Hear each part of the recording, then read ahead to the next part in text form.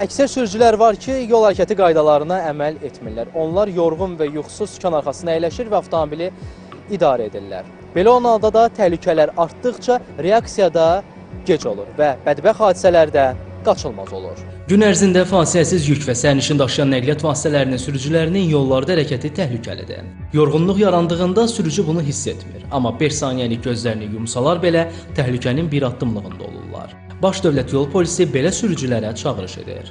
Uzun müddət sükan arxasında olmaq yorğunluq yaradır, diqqəti zəiflədir və reaksiya vaxtını azaldır. Bu isə qəza ehtimalını kəskin şəkildə artırır. Baş Dövlət Yol Polisi İdarəsi sürücülərin diqqətinə çatdırır ki, yorğun və yuxusuz halda sükan arxasında əyləşmək, sürət həddini aşmaq, zolaq dəyişərkən ehtiyatsız davranmaq və sükan arxasında diqqəti yayındıran hərəkətlərə yol vermək ağır nəticələrə gətirib çıxarır. Unutmaq olmaz ki, sükan arxasında verilən hər səhv qərarın arxasında insan həyatı dayanır. Baş Dövlət Yol Polisi İdarəsi bütün sürücüləri yollarda məsuliyyətli olmağa və qaydalara əməl etməyə çağırır. Yuxusuzluq və yorğunluq sürücülərdə diqqət yayınmasına da səbəb olur. Bu da sükan arxasında olanların riskli manevrlər etməsi ilə nəticələnir.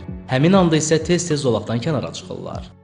Statistika göstərir ki, 16 saatdan çox əgər sürücü yatmırsa, bu istər-istəməz bunun reaksiyasını gətirib içkili sürücünün, yəni alkoqol qəbul etmiş sürücünün reaksiyasına bərabər tutulur. Normalda məsələn gözümüzü 1 saniyədə qırpırıqsa, bu yuxulu sürücüdə 2-3 saniyə gəlib çıxır. Bu da sürücünün həm reaksiya yolunu, həm tormuz yolunu uzatdığına görə tez-tez qəzalar baş verir.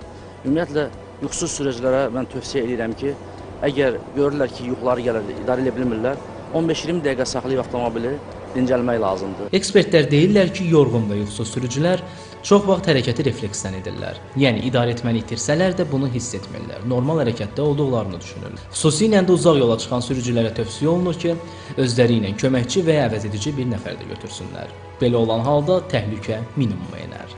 Ələkbər Salih, Zaur Həşimov, Telesəhər.